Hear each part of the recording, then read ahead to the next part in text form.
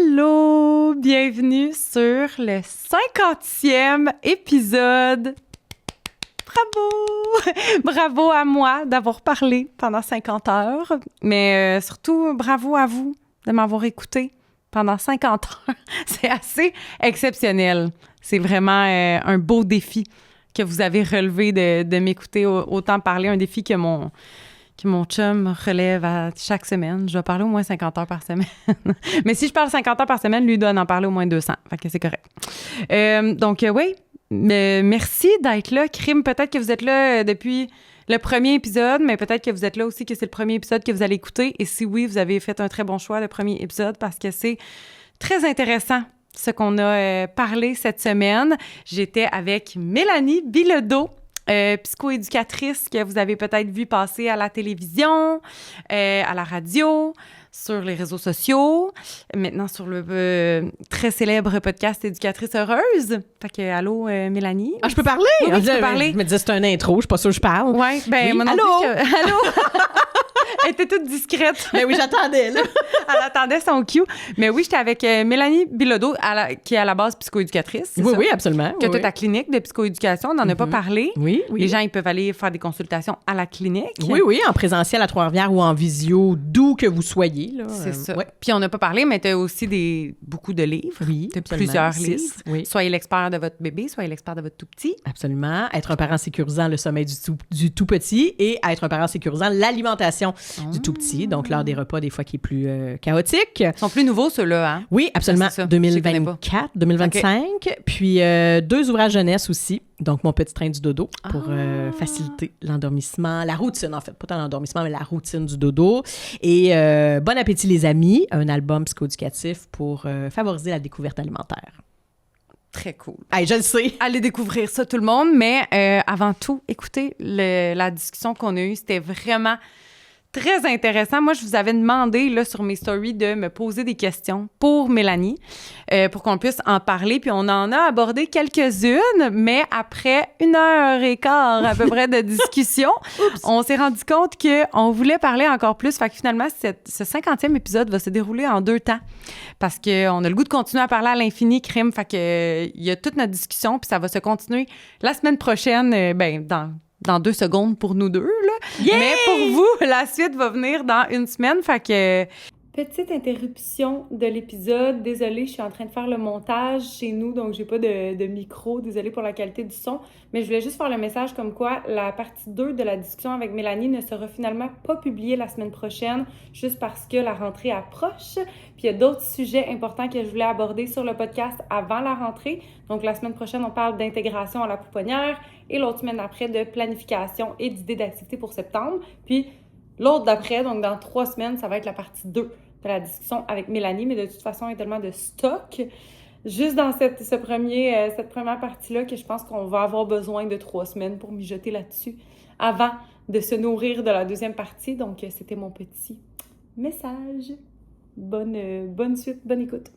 C'est vraiment très, très intéressant. Aujourd'hui, tu vois, on a plus parlé de justement le relationnel, les relations avec les enfants, créer des relations de confiance aussi avec les parents, comment aborder des sujets plus difficiles, des inquiétudes auprès des parents. On a parlé beaucoup d'émotions des enfants aussi, la contagion émotionnelle. La notion de stress. Oui, c'est vrai. Tant entre le parent, l'enfant, l'éducatrice, que l'éducatrice en soi aussi, au quotidien, comment elle peut contaminer sans le vouloir les enfants. Le rôle de l'éducatrice versus le rôle des parents. C'était vraiment là, super intéressant. C'était très intéressant. C'est pour ça que je la garde avec moi. Là, elle est enchaînée en ce moment. Tu l'attends? J'ai dit non, tu restes avec moi pendant 1 autre heure. Fait que merci beaucoup d'avoir été là pour cet épisode-là. C'était super intéressant. C'est vrai que c'est intéressant. Hein? C'est vraiment le fun. Trop le fun. Fait que, voilà. Puis avant de lancer la discussion, on va y aller avec nos découvertes du jour. Donc, les produits qu'on découvre aujourd'hui. Premièrement, de l'entreprise québécoise Les Bougeottes, qui, comme vous savez, a pour objectif de faire bouger les jeunes. Puis aujourd'hui, vu qu'on est avec Mélanie Bilodeau puis qu'on parle de relations puis d'émotions, c'est l'ensemble des émotions. L'ensemble cool. Yoga et émotions, en fait, c'est 3 produits qui sont en lien avec, c'est ça, les mouvements et les émotions. Donc, premièrement, il y a les cartes de yoga pour apprivoiser les émotions. Donc, plein de mouvements de yoga mais pour chaque mouvement, dans le fond, il y a des émotions associées, puis tu peux vivre les émotions au travers de mouvements différents. C'est un de leurs nouveaux produits très hot. Très cool. Oui. Ensuite de ça, il y a le livre Kangourou à la recherche des émotions, donc un livre interactif. Ils ont plusieurs livres interactifs pour faire bouger les enfants, mais celui-là, c'est le seul qui est en lien vraiment avec les émotions.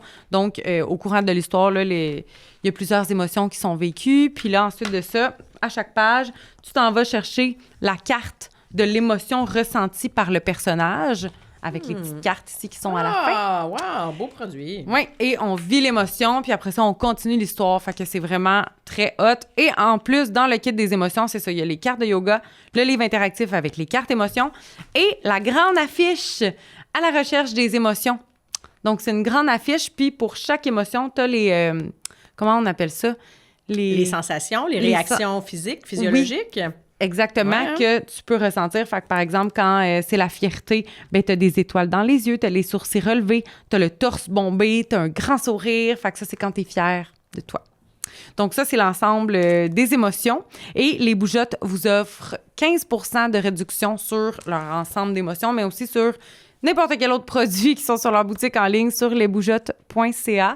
Donc, allez regarder ça dès maintenant. Puis c'est ça, j'étudie le code Heureuse15. Heureuse 15 pour 15% de réduction sur lesbougeottes.ca. Fait que, qu'est-ce que t'en penses? C'est pas pire, ça super cool. C'est vraiment hot. C'est très beau. C'est vraiment bien fait, hein? C'est du beau matériel. C'est magnifique. C'est très, très beau. Oui, puis moi, je les utilise beaucoup, là. Tous les paquets de cartes Bougeottes, en fait, là, ils en font plein pour plein. Pas. Oh non! Merci pour la belle découverte. C'est vraiment, ouais, une belle découverte. C'est pas la première fois que j'en parle, mais c'est ça, c'est un kit vraiment nice. T'as tout ce dont tu as besoin. Tu sais, au niveau de l'affichage, des jeux, des histoires, tu sais, t'as tout ce dont tu as besoin pour parler des émotions de façon ludique auprès des enfants. Fait que vraiment une très belle découverte. Et ensuite de ça, la deuxième découverte du jour. Mais on t'en a donc bien des affaires. Je sais, c'est trop cool. Cadeau. Puis là, ça, c'est drôle, hein, parce que moi, c'est toujours moi qui choisis, mettons, quel jouet je vais présenter pour chaque invité, puis j'essaie toujours de trouver un lien. Puis là, le lien, il est un peu poussé. Okay? Le lien entre l'invité et ton jouet? Oui. OK. Parce que c'est la boutique Les Monti Coco. Ça s'appelle Les Monti Coco. Puis Les Monti Coco, dans le fond, c'est une de nos collègues virtuelles éducatrices qui distribue des jouets sur sa boutique en ligne. Fait qu'allez l'encourager, lesmonticoco.com. Puis aujourd'hui, la découverte, c'est ça. Là, je me disais quelque chose qui a en lien avec les émotions parce que dans le fond, elle m'a envoyé plusieurs jouets. Puis c'est ça, je pige là-dedans pour choisir. Puis là, je voulais quelque chose en lien avec les émotions. Mais là, c'est des petits blocs de construction avec miroir. Ah! Fait qu'on va l'ouvrir. Explique-moi ton lien avec moi et les émotions. Ben, je me suis dit, si c'est un miroir, c'est un reflet de toi et de tes émotions. C'est un peu poussé, là. Très bon lien, très bon lien. Mais c'est hot, hein? Oui, vraiment, c'est cool. Des petits blocs miroirs. Tu peux même faire des jeux de lumière avec ça. Tu sais, si tu fais une construction puis tu pointes une lumière dessus, ça peut renvoyer la lumière. Très cool. C'est cool, hein? Oui, c'est beau. C'est vraiment beau. Puis des blocs comme ça, il y en a avec des couleurs aussi. Comme un plexiglas de couleurs à l'intérieur à la place. C'est vraiment hot. C'est beau. C'est beau, hein? Moi, j'aime ça, les blocs. Esthétiquement, je trouve ça beau. Des blocs? Oui, des blocs en général. Esthétiquement. Non, mais le matériel en bois, t'aimes les ça blocs, faire des constructions. tout ça. Oui. Ben, le matériel en bois, c'est magnifique. J'adore ça. Je sais. Si j'avais un CPE, là, j'aurais plein de matériel en bois, tu comprends? Oui. Ouais, j'aime beaucoup ça. Je comprends. Ben, regarde, vas-y, vide-les toutes, rendu là. Ben, écoute, là, c'est des jouets ou ça en est pas? On peut-tu jouer avec? Oui, c'est des jouets. Fait qu'allez regarder ça sur le site lesmonticoco.com. lesmonticoco.com. Puis, vous avez 10% de réduction sur tous leurs jouets, tous leurs objets de jeu en ligne. Il y a beaucoup de matériel Montessori sur les Monti Coco. Fait que pour les objets de manipulation comme ça, là, c'est vraiment une de leurs grandes forces en lien avec le matériel. Ça va tout faire tomber. Non. Elle va se pratiquer, puis la semaine prochaine, elle va être rendue mieux. Oui, voilà. Quand on va en reparler. Fait que c'est ça. Utilisez le code Heureuse10 sur lesmonticoco.com pour avoir 10% de réduction sur tous leurs produits en ligne. Donc, merci beaucoup, les Monti Coco. de soutenir les éducatrices heureuses. Merci les bougettes. Merci Mélanie. Plaisir! Et merci tout le monde d'être là. Puis on se revoit la semaine prochaine. Oui, pour prochain un autre épisode. là, mais vous avez quand même encore 1h15 d'épisode à écouter. Fait que Bonne écoute!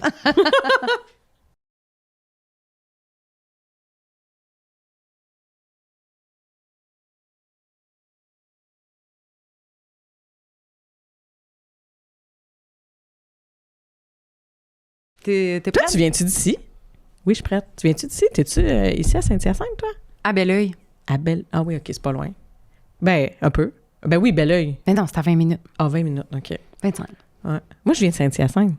Ah, pour vrai? Je suis née à Saint-Hyacinthe. Mais ça doit ouais. faire genre 30 ans que je suis pas venue ici. T'étais en Mauricie, là? Oui. Ah, Fait que là, je suis venue faire mon tour à Saint-Hyacinthe. c'est le fun. Je trouve ça vraiment cool. Fait que tantôt, j'ai texté mon père. Je dis, Ah, c'était quoi notre adresse quand j'étais petite? Tu sais, je sais pas, là. Je suis T'es-tu partie passée d'ici, devant? Ben, pas encore, mais je vais y aller tantôt. Ben oui. C'est dans quel Petit dépanneur, secteur? là, je sais pas. Je connais pas les quartiers, là. Ah, mais là... Mais je vais partir, je vais aller voir ça. OK. Ouais. Je me rappelle d'un petit parc puis d'un petit dépanneur. C'est le fun.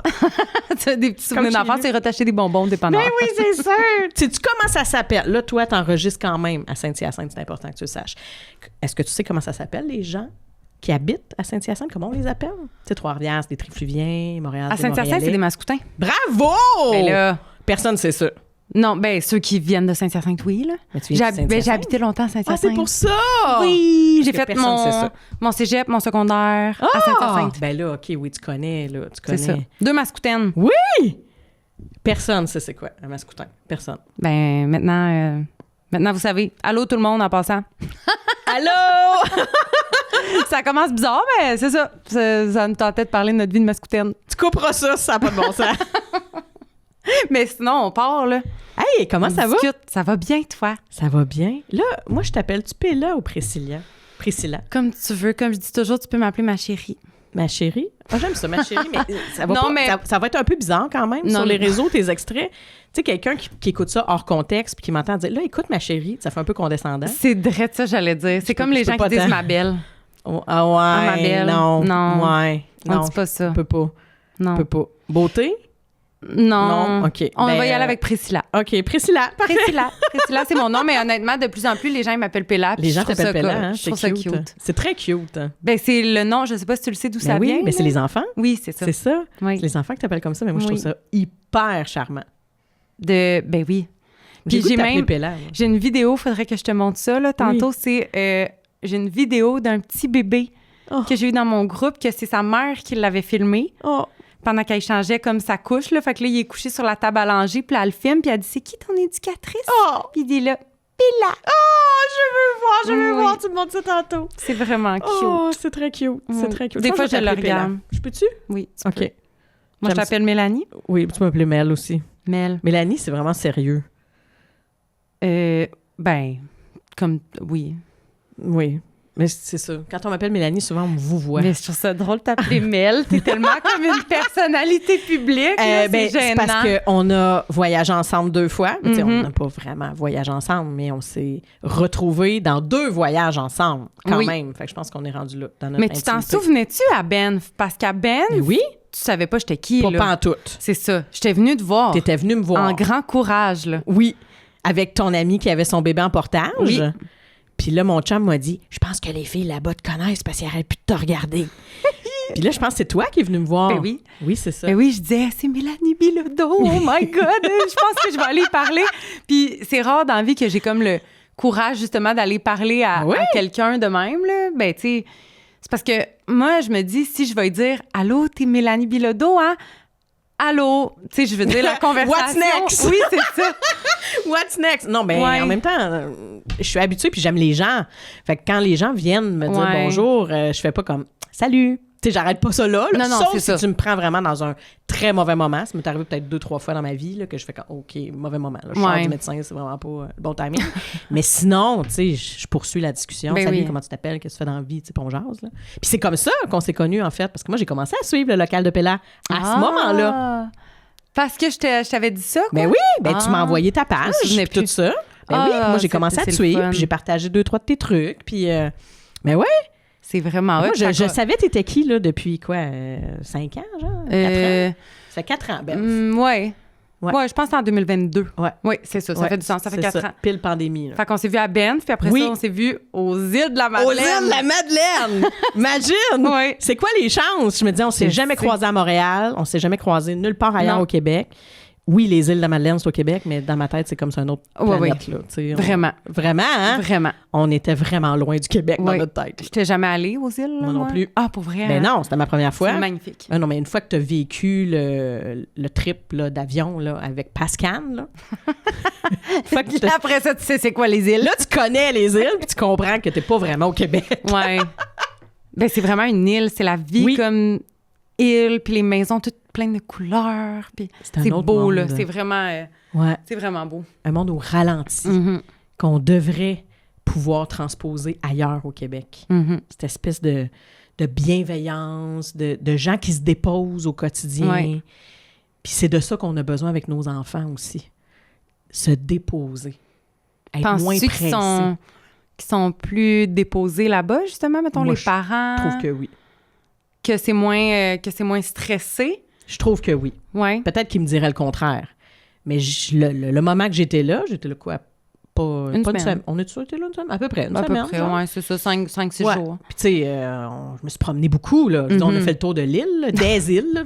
C'est pas super 3 jours. Tu fais le tour, tu visites les cafés, les restos. On a rencontré des parents, des éducateurs, des éducatrices.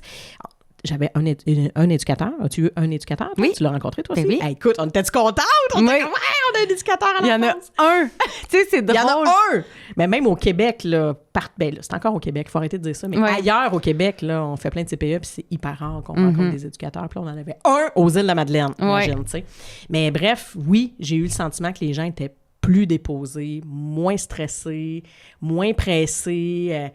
Tu sais, même commencer nos formations, toi aussi, tu as donné des formations là-bas, c'était pas stressant à quelle heure on commençait. Tu sais, c'est supposé commencer à 1h, il est 1h20, pas grave, tout le monde prend ce cool, on finit le café. J'étais comme, mais voyons, on est où ici, là? Moi, je suis ici plus moins quart, là, tu sais. Je comprends ce que tu veux dire. Ben, on dirait que je l'ai pas ressenti d'emblée, mais là, maintenant que tu m'en parles, peut-être que j'ai réfléchi, puis je suis comme, non, c'est vrai qu'il y avait quand même une vibe... une vibe plus relaxe en général, mais tu sais, moi, mettons, quand j'ai parlé aux éducatrices, puis que je suis allée visiter les CPE, je pense que, tu sais, je veux dire, ça reste un quotidien de CPE. Oui, là, c'est chaotique, métro, pareil. boulot, dodo. Oui, absolument. Ben oui. Mais je sais pas. Je serais curieuse de plus de leur demander. Il faudrait quelqu'un qui a travaillé, mettons, dans un CPE aux îles puis dans un CPE à Montréal, parce que sinon... Oui, pour comparer. Oui, c'est ça. Mais je pense que déjà, si t'es pas pris dans le trafic de Montréal avant d'aller travailler, c'est sûr que tu arrives un peu moins surchargé. Oui. Tu sais, je pense qu'il y a ça.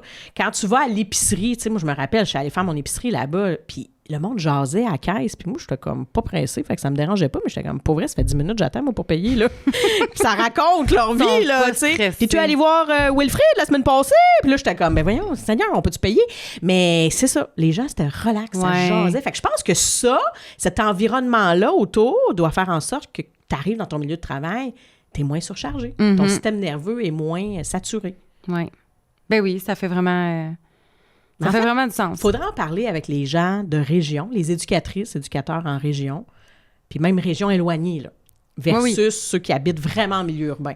Oui. Tu sais, je pense, parce que là, je parle des îles, mais la Gaspésie aussi, c'est ça. Je sens qu'il y a quelque chose de vraiment plus relax. Bien, tout le monde le dit, je pense, fait que j'imagine que c'est vraiment vrai. Oui, hein? C'est ça. Nous autres, on a du monde de la ville, on le sait pas. C'est ça. On est habitué d'être stressé. Tellement. On vit sur le stress. Tellement. C'est pas normal. C'est pas normal. Puis ça, on transmet tellement ça aux enfants au quotidien. Là. Faut vraiment se trouver des moyens quand on travaille avec des enfants, peu importe dans quel contexte. Oui. On leur transmet tout ce stress-là. Puis on est moins accessible, moins disponible pour eux, moins sensible aussi à ce qu'ils vivent. Parce que des fois, on est surchargé. J'ai l'impression qu'on est comme dans une espèce de roue où... Ben non, c'est vrai qu'au final, c'est nous, les adultes, c'est nous qui transmettons notre stress aux enfants, tu sais. Ouais. Mais j'ai l'impression que, justement, les enfants, ils vivent tellement de stress qu'ils arrivent surchargés, mettons, le matin au CPE. Oui.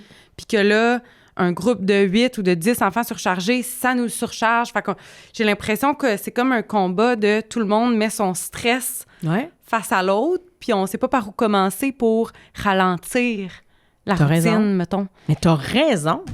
C'est ce qu'on appelle la contagion émotionnelle. Tu sais, l'enfant, il arrive surchargé le matin, mais souvent, tu vas le filer dans la vibe du parent, là. Tu sais, tout le monde est pressé, là. Tu sais, moi-même, là, j'ai 3 enfants, là, je me rappelle d'avoir déposé mes enfants en catastrophe le matin parce que ça s'est pas passé comme je voulais à la maison, puis là, je me disais, je vais être en retard, puis là, tout le monde s'est désorganisé, puis là, il y en a un qui a fait caca dans sa couche dans l'auto, puis je suis comme, mais voyons! Puis là, je le dépose, puis je suis comme, ah ouais, il va falloir que je m'en aille, mais là, je m'excuse, puis là, mais lui, il a pas mangé, il a pas voulu manger ce matin, je suis désolée. Tu sais, t'arrives, t'es déjà là-dedans. Il y a eu de la chicane, il y a eu des pleurs, il y a eu des grandes émotions. Fait que oui, c'est sûr que les enfants, ils arrivent, ils sont plus stressés. Ça, c'est très vrai, là. C'est très, très vrai. Ce qui fait que des enfants stressés, dans le sens qu'ils se font toujours pousser à aller plus vite ou à, mieux performer ou mieux...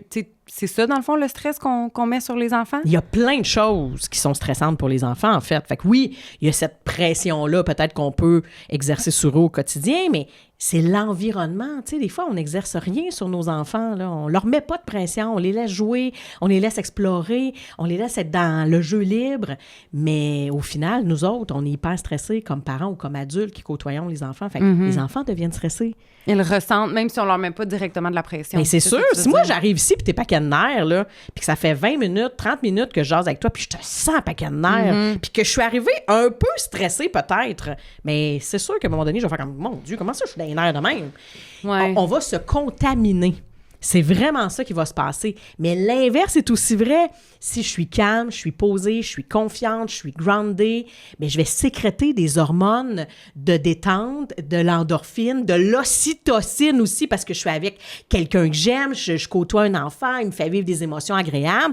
Mais ces hormones-là vont aussi se transposer aux enfants. C'est contagieux, tout ça, là. Tu sais, je pense à l'ocytocine, c'est une hormone qui est pulsatile, donc c'est vraiment contagieux. Alors, si l'enfant ressent que je l'aime, parce que je l'aime pour vrai, puis je lui fais un câlin vraiment bien senti, puis je lui dis « Allô, mon petit loup, je suis contente de te voir ce matin! » Ben, lui aussi va finir par sécréter de l'ocytocine parce qu'il se sent aimé. Puis l'ocytocine, c'est une hormone qui est apaisante. Fait que tu vois-tu à quel point tout le monde se contamine?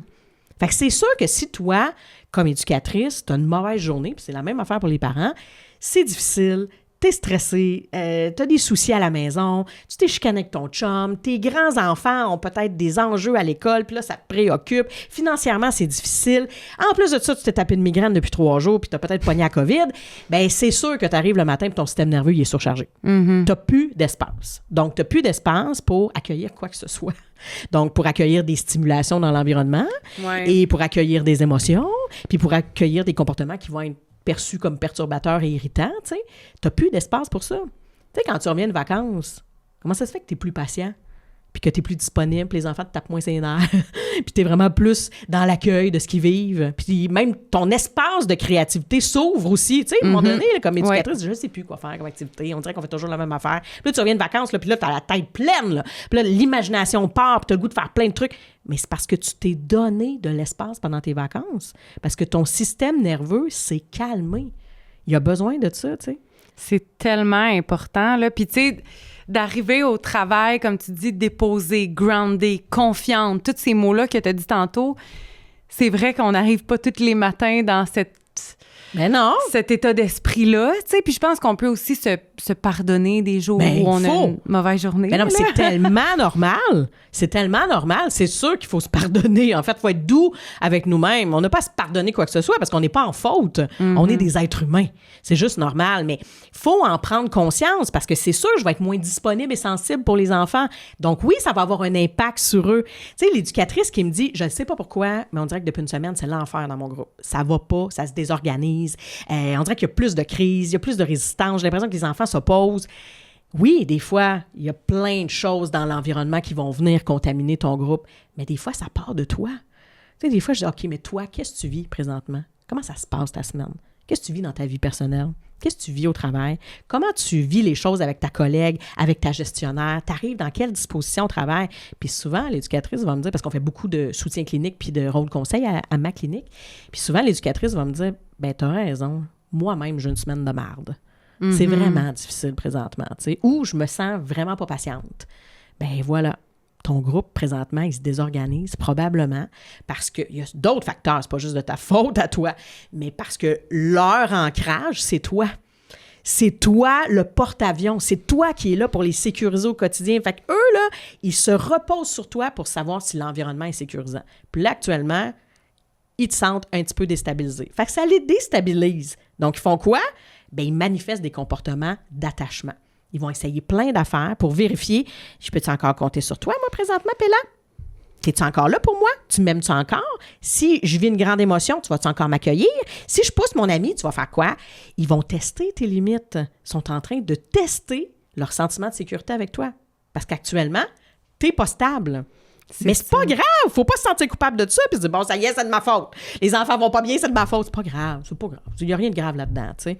Mais c'est dur de pas se sentir coupable quand justement, tu sais, on le sait à quel point ça influence les enfants. C'est dur de pas se sentir coupable d'avoir une moins bonne journée. Puis tu sais souvent on dit mais c'est correct d'arriver aux enfants puis tu sais on est des êtres humains, c'est correct de le dire, tu sais ah là j'ai une mauvaise journée, soit j'ai mal à la tête ou je me sens pas bien aujourd'hui.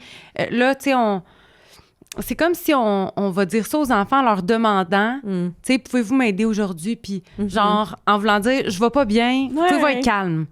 Mais quand on va pas bien, au contraire, des fois, ça les rend insécures, justement, comme tu dis. Ben oui, c'est sûr, ça les déstabilise. Puis il y a des enfants que ça peut insécuriser. Fait que l'enfant qui est déjà hyper sécurisé, il a confiance en toi dans la vie, il a confiance en ses parents, il a confiance en les gens qui prennent soin de lui. C'est un enfant qui est sécure dans la vie. Donc, il ne doute pas des adultes. Lui, ça va bien aller la journée que toi, tu vas pas bien. Puis c'est pas une journée le problème. Là. C'est quand ça fait 1 semaine, 2 semaines, que tu commences à être en épuisement professionnel. Là, c'est évident que ton groupe, il risque de se désorganiser. Parce que ton enfant qui, lui, est sécurisé, lui, il va faire comme là, moi, j'allais bien là, depuis 3-4 jours, mais que se passe-t-il? Comment ça se fait, là, que présentement, je te sens pas disponible, puis que quand je pleure, tu pognes un peu les nerfs, puis que je te sens un peu plus raide que d'habitude quand tu me prends dans tes bras, puis que je le sens pas, ton câlin, j'ai l'impression que tu le fais juste pour le faire, mais que tu le sens pas. Tout ça, c'est pas grave, mais il faut comprendre que ça va avoir des impacts sur les enfants, pas nécessairement dommageables, mais ça va amener des réactions. Et ça vient expliquer pourquoi les enfants, des fois, sont plus difficiles. On les perçoit, nous, comme plus difficiles.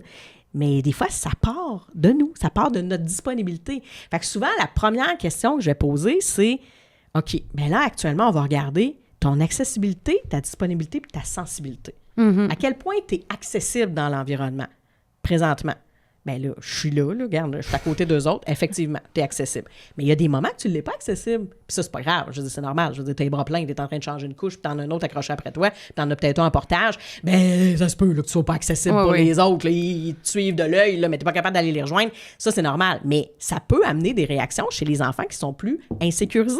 Eux autres font comme présentement, Péla, je la vois pas. Où est-elle? J'aime pas ça. Donc là, je vais peut-être pousser un ami parce que. Je veux qu'elle vienne. Juste pour qu'elle revienne. Je veux qu'elle revienne parce que j'ai besoin de connecter avec elle. Moi, ça m'insécurise. Fait que ça, c'est la première chose. Ensuite, on va regarder ta disponibilité. C'est souvent là que le bas blesse. Hein? C'est ça, je m'en allais dire. La sensibilité. Donc, qu'est-ce qui fait qu'actuellement, tu n'es pas disponible? Bien là, j'ai la tête pleine, Mélanie. Là. J'ai la tête pleine. J'ai tellement d'affaires à gérer, si tu savais. OK, c'est difficile à la maison. Là, présentement, j'ai la larme à l'œil ou j'ai une migraine ou, tu sais, je me sens pas disponible. Ben, mon Dieu, je te comprends. C'est pas grave, mais il faut juste en prendre conscience que ça va peut-être amener des réactions chez les enfants. Donc, faut pas leur en vouloir s'il y en a qui crient un petit peu plus fort aujourd'hui puis qui se tirent un peu les cheveux. C'est comme d'être dans l'acceptation de « ouais, c'est vrai, sont difficiles », on va dire, utiliser ce mot-là, sont difficiles en ce moment parce que je suis moins disponible. C'est ça. Puis c'est correct, je vais finir par revenir disponible, je vais avoir ma fin de semaine. Là, en fin de semaine, je me prévois rien, C'est ça, je vais me trouver des moments pour me nourrir au quotidien. C'est ça, puis retrouver le feeling de quand je reviens de vacances. Là. C'est ça. On ne sera pas capable de l'avoir à tous les jours de notre vie, c'est impossible, mais tu sais, c'est dans les petites choses du quotidien. Regarde, moi, je m'en venais tantôt, là. J'avais la tête pleine parce que j'ai plein d'affaires à gérer, mais je me disais, moi, je veux être pleinement disponible pour enregistrer mon podcast. Je veux pas arriver en pensant à plein d'autres affaires puis en faisant de la comptabilité dans ma tête, ça n'a pas rapport. Ben, je me suis mis de la musique au fond, j'ai chanté puis j'ai pensé à d'autres choses. Fait que j'ai calmé mon système nerveux. Je suis arrivée ici, il faisait soleil, c'était cool, j'ai baissé la fenêtre, on est bien. J'ai marché un petit peu dans le centre-ville, je me suis pris un café puis j'ai dit, ben cool, là maintenant je suis disponible. OK. Tu comprends? Oui. C'est dans les petites choses. Est-ce que ça te fait du bien d'aller courir, de faire du yoga, de peu importe quoi, de cuisiner, d'écouter de la musique, de méditer? Trouve-toi un moyen que tu vas pouvoir utiliser à tous les jours qui va t'apaiser, qui va te rendre plus disponible. Il y a des gens qui utilisent, moi j'en utilise beaucoup, des loops. Connaissez-vous ça, des loops? Ça, c'est les... Des genres de petits bouchons là, qu'on met dans les oreilles, puis il y a différents niveaux d'intensité. Là. Ça te calme les stimulations autour de toi, mais t'entends quand même ce qui se passe. OK. Quelqu'un qui a une hypersensibilité sensorielle, ça peut vraiment l'aider à calmer son système nerveux. C'est difficile, les enfants qui font du bruit au quotidien. Oui. Hein? C'est tough. C'est Oui, tough. Là. le bruit, là. C'est super difficile, puis c'est bruyant, un CPE ou même un milieu familial. C'est hyper bruyant.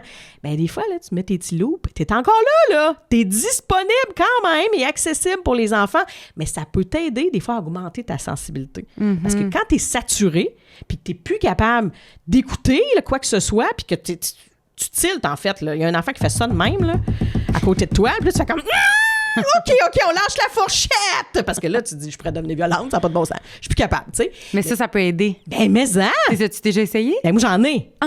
J'en ai, puis si tu savais Mais à tu quel peux-tu point mettre ça la me sauve musique la vie. là-dedans? Non, c'est vraiment comme un petit bouchon. OK.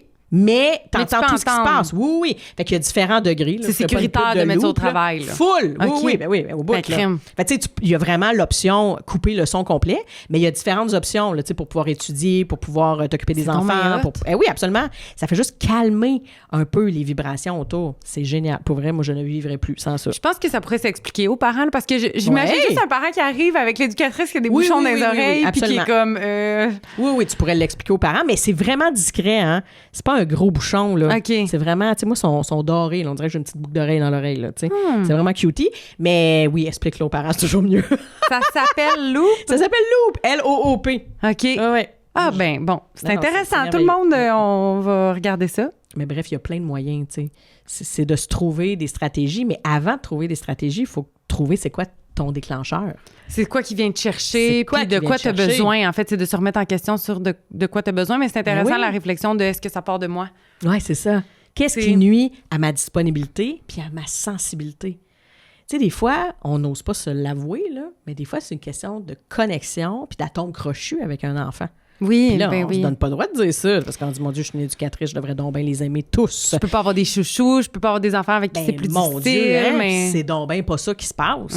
On est des êtres humains. Fait que oui, il y a des enfants qu'on peut pas expliquer pourquoi, mais on dirait qu'on les aime tout de suite. On les adopterait dans la première minute qu'on les croise. Puis il y en a d'autres que ça nous demande un peu plus de temps.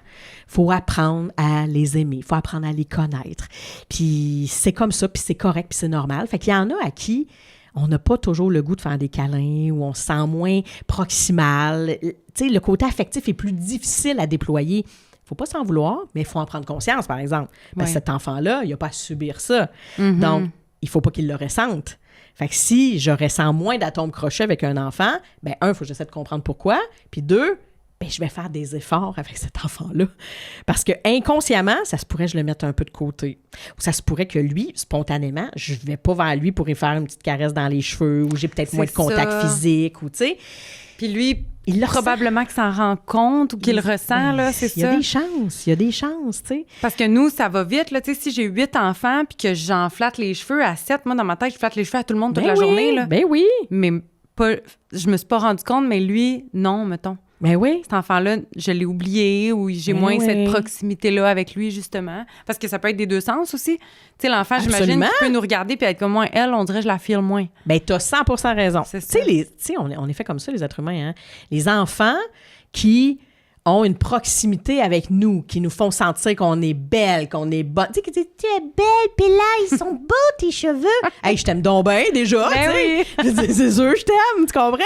Mais il y a des enfants qui nous dérangent au quotidien. Ils sont vraiment difficiles, des fois, à gérer. Ils ont plein de comportements qui nous tapent ses nerfs, mais c'est plus difficile de ressentir de l'amour pour ces enfants-là. Il faut en prendre conscience. Cet enfant-là, peut-être... il y a plein de raisons, là, mais peut-être que c'est un enfant qui est insécurisé au quotidien, qui a un attachement dit insécurisant à ses figures de soins significatives, qui sont probablement ses parents ou les autres adultes qui prennent soin de lui. Donc, lui, là, il va tester la relation avec moi. Fait que lui, il a intégré dans ses patrons d'attachement que les gens qui prennent soin de lui, ils sont insécurisants. Fait que si moi, je deviens son éducatrice, attache ta tuque. Parce que lui, il n'a pas intégré que c'est le fun être avec un adulte. Ouais. Puis que l'adulte, il va toujours être là pour moi quand je vis des grandes émotions, puis quand je suis pas bien, puis quand je vis de l'inconfort, puis qu'il n'est pas là pour me sécuriser. Donc lui, il va être désagréable, comprends-tu? Puis plus tu vas être fine avec, plus il va être désagréable. Ça, c'est mes enfants dits évitants. Parce que là, ils sont comme, ah oui, OK, là, t'es vraiment fine, c'est vraiment agréable. Tu vas-tu être encore fine? Exact, tout d'un coup, que demain, tu ne l'es plus. Fait que moi, je ne prendrai pas la chance de m'attacher à toi. Donc, eux, ils sont vraiment, vraiment intenses au quotidien. Puis ils sont difficiles à aimer, mais il faut les aimer encore plus. Parce que si, ça, c'est le super pouvoir des éducatrices. C'est vraiment un super pouvoir. Je le dis dans toutes mes formations. On n'a pas conscience à quel point on a ce pouvoir-là quand on prend soin d'un enfant au quotidien. Là. On peut renverser la vapeur chez un enfant qui a un attachement insécurisant. Bien, c'est ça que je m'en allais dire. Peut-être qu'on peut lui prouver au fil du temps exact. Que... Mais c'est pas facile, c'est pas évident. C'est pas facile, mais c'est un pouvoir extraordinaire qui peut changer complètement la trajectoire développementale d'un enfant. Complètement! Parce que cet enfant-là, au fil du temps, peut intégrer qu'il y a un adulte sur qui il peut compter tout le temps. Que c'est pas conditionnel à ce que je sois gentil. C'est pas conditionnel à ce que je fasse des beaux yeux. Cette personne-là va toujours être là pour moi, dans le beau comme dans le moins beau. Et si l'enfant réussit à intégrer ça et qu'on renverse le patron d'attachement parce qu'on est dans la petite enfance, fait que c'est tellement une période propice à ça, parce que plus on vieillit, plus c'est difficile, bien, cet enfant-là va peut-être entrer à l'école en étant sécurisé, en ayant une belle sécurité affective, puis en ayant confiance en le monde qui l'entoure, puis confiance en lui-même, en ses capacités d'émettre des signaux assez clairs pour se faire comprendre, puis en sa capacité d'entrer en relation avec l'autre de façon sécurisante. Ça, là, c'est un cadeau pour le reste de sa vie qu'on vient de lui faire, comprends-tu? Mais je trouve ça touchant, puis je trouve que c'est une grande responsabilité. Mais c'est ça, en même temps, être éducatrice, là, c'est d'avoir une grande responsabilité. Puis c'est une grande responsabilité. C'est la valeur de notre rôle, dans le fond. C'est ça qu'on devrait défendre, à quel point on peut avoir un impact sur la trajectoire des enfants à long terme, justement. Là. Exactement. Puis c'est pour ça qu'il faut que la profession soit valorisée. Oui. Hein, que ça soit pas n'importe qui fasse ça, là, tu sais. On n'est pas des gardiennes d'enfants, là. On est des éducatrices à l'enfance. C'est pas rien, là. Effectivement, que tu as entre les mains le développement d'un enfant, puis le développement de son cerveau, puis de sa sécurité affective. Là, c'est sûr, tu te dis, mon Dieu, c'est une pression immense, mais pas tant que ça. C'est-à-dire que si tu es là au quotidien, puis tu donnes le meilleur de toi-même, que tu te tiens à jour aussi, sur l'approche psychodéveloppementale, que tu te tiens à jour sur le développement de l'enfant, puis que tu as l'ouverture de t'améliorer, d'optimiser tes pratiques, de toujours faire mieux, finalement, d'évoluer, bien, ça va bien aller. Tu vas être une super éducatrice, comprends-tu? Tu vas être accessible, disponible et sensible. C'est juste de ça que l'enfant a besoin. Accessible, disponible et sensible. On va retenir ça. C'est simple de même. Il a besoin que tu sois un porte-avions. C'est ça, un porte-avions. Il est là, il est accessible, il est disponible, il est sensible. Si le porte-avions n'est pas là, là, je deviens insécurisé. Hein? Parce que moi, mettons, je suis un petit pilote d'avion, puis là, j'ai pas accès à mon porte-avions. Je me dis, à quel moment je vais pouvoir arrêter, moi, pour ravitailler, pour aller me chercher du carburant, pour faire le plein de... J'ai pas accès à ça, fait que ça m'insécurise. Mais l'enfant, c'est la même chose. Il a besoin de pouvoir se poser sur son porte-avions. S'il a accès à ça, on a un enfant qui est sécurisé, puis on a un bon 90% de la job de fait, là. Tu sais, tu le sais, là, un enfant, ça se développe majoritairement, là, quand on parle du développement global, dans le jeu libre, dans la libre exploration. Un enfant, dans le fond, ça. Puis je trouve que c'est là la nuance de à quoi ça sert une éducatrice à l'enfance. Un enfant, techniquement, à mon avis, se développe tout seul. Puis nous, on est juste là pour lui offrir les conditions idéales à ce qu'il puisse se développer par lui-même en expérimentant, en faisant des jeux, en lui fournissant le matériel dont il a besoin, en lui fournissant les encouragements dont il a besoin. C'est ça. C'est ça. C'est exactement ça. Fait que c'est pour ça que je dis beaucoup aux éducatrices, enlevez-vous de la pression. Parce qu'elles me disent, là, Mélanie, c'est tellement rendu compliqué, puis il y a plein d'affaires qu'on peut plus faire. Puis là, justement, plus on lit, plus on a des formations, plus on est au courant des neurosciences affectives et sociales, plus ça nous met de la pression. Oui. Non, enlève-toi-en de la pression. C'est justement, c'est moins compliqué que ça l'était avant, en fait. Moi, quand j'ai commencé à l'université, là, on nous expliquait le développement global, là, comment stimuler un enfant dans toutes les sphères du développement. Puis aujourd'hui, on sait que c'est pas si nécessaire. Justement, si tu offres un environnement dans lequel l'enfant va pouvoir explorer, il va pouvoir développer sa curiosité, il va avoir accès à de la nouveauté, à des surprises, à toutes sortes de choses qui vont l'éveiller puis qui vont l'amener à développer son cerveau, mais il va se développer à son plein potentiel, cet enfant-là. Mais dans un contexte où il a accès à une figure qui va prendre soin de lui, qui va être sécurisante, qui va être là, qui va être un porte-avions, qui va le regarder. Mais c'est parce que, en effet, tu sais, comme tu dis, c'est moins compliqué, mais d'un autre côté, c'est plus compliqué parce que c'est plus flou. Avant, c'était très clair. Mm-hmm. Tu stimules la motricité fine, on s'assoit, on fait un bricolage. C'était comportemental, en fait. Ben, c'était très linéaire, mettons, puis là, c'est plus... pas dans ma façon de faire, c'est dans notre façon d'être. C'est ça. Puis ça, c'est pas facile. Mais non, c'est pas facile. C'est bien plus facile de dire on va faire un bricolage, puis le lendemain, on va chanter une comptine, puis l'autre jour d'après, on va faire une causerie, puis l'autre jour d'après, tu sais. Mais on a encore le droit de faire ça, oui, là. Ben oui. Tu sais, mais on n'est pas obligé. On le sait que maintenant, le plus important, c'est ça, c'est notre façon d'être. Puis ça, c'est bien plus compliqué à gérer, là. C'est parce que ça demande de se tourner vers soi. Ouais. Ça demande de régler nos propres enjeux, en fait. Mm-hmm. Parce que maintenant, on sait que ce dont l'enfant a le plus besoin pour se développer, c'est de l'affection. Et oui, un environnement stimulant, mais c'est pas à moi de stimuler l'enfant, c'est pas à moi de faire le géo, là, tu sais. L'enfant, il va se développer dans son environnement quand on lui offre toutes les conditions que tu nommais. Mais après ça, est-ce qu'on lui offre suffisamment d'affection puis de sécurité affective? Fait que tu as raison que ça demande de se tourner vers soi. Alors qu'avant, on était dans du comportemental. Donc, l'enfant réagit de telle ou telle façon. Bien, voici comment toi, tu dois réagir. Hein? Donc, action, réaction, tu l'envoies dans le coin retrait, tu donnes une conséquence, tu donnes un autocollant quand ça se passe bien. On est dans le renforcement positif-négatif. C'était vraiment ça. C'était dans le conditionnement au comportement. Ouais. C'était dans l'approche comportementale. Maintenant, on sait que c'est pas l'affaire la plus efficace. Donc, être dans le relationnel, ça peut sembler compliqué pour certaines personnes, c'est sûr. T'es-tu contre ça, les petits collants ou les petites étampes pas de dos? Bon, est-ce que je suis contre? Je vais le nuancer, en fait. Je suis pas contre, mais est-ce que c'est la stratégie? Pas pantoute. OK. C'est-à-dire que c'est l'intention derrière l'autocollant. Est-ce que l'intention, c'est de renforcer un comportement pour conditionner l'enfant?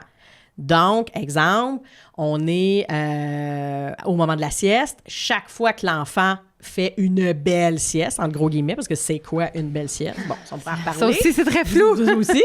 Bon, mais à nos yeux, à nous, dans notre perception d'éducatrice, on se dit, il a fait une belle sieste, j'y donne un autocollant. Puis là, après tant d'autocollants, il a le droit d'avoir une récompense. Ça, c'est un système de renforcement, mais c'est un système dans lequel je souhaite conditionner l'enfant à avoir le comportement attendu. Oui.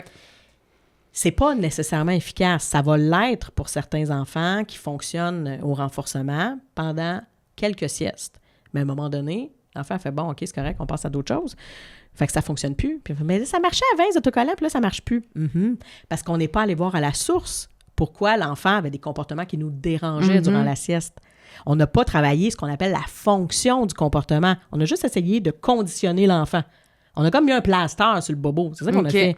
Donc, c'est là que c'est pas efficace sur du moyen terme. Ça ne durera jamais dans le temps, là. Un système de récompense ou de renforcement, ça a une durée de vie de 3 semaines. OK. Maximum, là. T'sais? Et l'autre chose, c'est est-ce que la récompense devient une source de punition potentielle? Bien, le fait de ne pas... Parce qu'on est en contexte de groupe. Ouais, voilà. Fait qu'il y en a qui vont l'avoir, le petit collant, puis il y en a qui ne l'auront pas. C'est ça. Fait que ça, c'est sûr que moi, tu vois, j'avais un système de renforcement comme ça. Puis, parce que moi, j'ai comme pour m'en dire qu'il n'y a rien de trop grave, justement, dans le sens où je peux en donner des petits collants, puis, mettons, faire un petit système de renforcement, puis sans que ça soit comme trop... deep, là, tu sais, de trop y réfléchir, puis je suis comme, ça brisera pas les enfants, tu sais, on va faire un petit système, mais en effet, si je vois que ça a des effets trop néfastes... Mais c'est ça, est-ce que ça devient enlever, là? Une punition? Mais oui, parce c'est que ça. L'enfant l'a pas eu. Tout le monde a eu son autocollant, puis moi, je l'ai pas eu.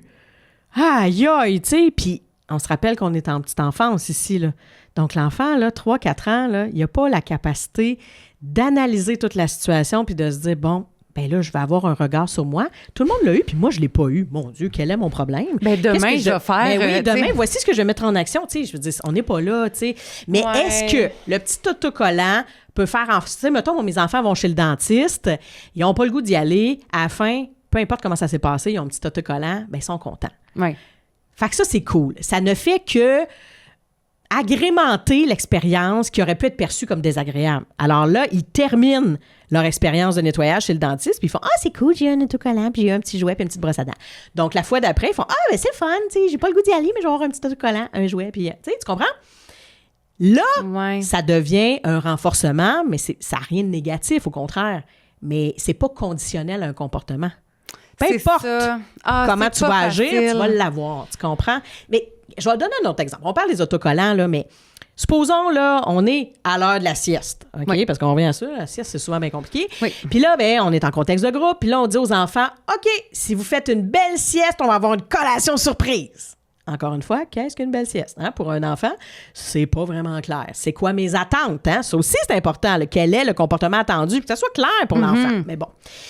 Là, on arrive à la fin de tout ça, puis là, on a William puis Noah. Eux autres, ils se sont levés pendant toute la sieste, ils ont lancé des affaires, ils ont sauté ces matelas. Bon. Je fais quoi, là? Eux autres, ils l'ont pas, la collation surprise? Les autres, ils en ont une? Fait que je fais quoi avec eux autres? Tu dis à tout ton groupe, bon, ben, à cause de William et Noah, on n'aura pas de... Voyons donc, j'ai l'impression qu'on est en 94 quand on me privait de récréation parce qu'il y avait Kevin dans la classe qui était pas du monde, puis disait on n'ira pas récré, Kevin n'a pas fait ses mathématiques. Voyons donc, quelle injustice. Moi, j'étais une bonne élève. C'est la même affaire. Ça n'a pas de sens. Mais c'est surtout pourquoi tu l'as fait. Tu sais, ce que tu voulais, c'était que les enfants dorment bien. Je le comprends. Mais au final, ça va-tu faire en sorte que demain, William et Noah vont faire la belle sieste comme tu le souhaites? Je penserais pas. Je penserais pas que demain, ils vont penser à ça en disant « Oh, hier, j'ai pas eu ma collation. » C'est pas de même ça marche pour un enfant. T'sais, les enfants, ils sont là dans l'ici et maintenant, ils sont impulsifs. Ils n'ont pas la capacité encore de gérer leurs impulsions puis d'inhiber un comportement. Donc, si ça donne que William a fait un petit bruit de pète à côté puis que moi, je m'appelle Noah puis j'ai pas le goût de dormir, « Hey, qu'est-ce que tu penses que je vais faire? Je vais rire, moi, pendant que William fait un bruit de pète. Puis ça se pourrait que j'en fasse un, moi aussi. Je ne repenserai pas à ma collation d'hier que j'ai pas eue. » Donc, ça sert à rien, c'est des coups d'épée dans l'eau. Mais est-ce que je peux motiver les enfants en disant « Les cocos, on fait la sieste.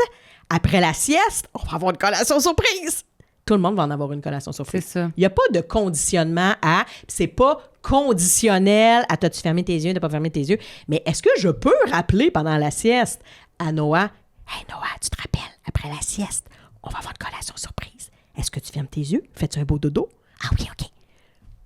Ça marche, ça. C'est correct. Ça. Mais de même pas s'il toujours ferme pas y ses aller. yeux, il va l'avoir pareil. Ouais. Tu comprends? Ben oui, ben comme le dentiste. Ben c'est ça. Mais c'est sûr qu'on fonctionne au renforcement. Là. L'être humain est fait de même. Là. On aime tout ça. Là. J'ai des employés qui aiment bien ça avoir des récompenses, eux autres aussi. Là, c'est ça. Mais il faut pas que ça soit conditionnel à quelque chose. Ça serait plus de dire, bon, j'ai des beaux petits collants ici. Là, après la sieste, je vais tout vous donner un petit collant. Oui!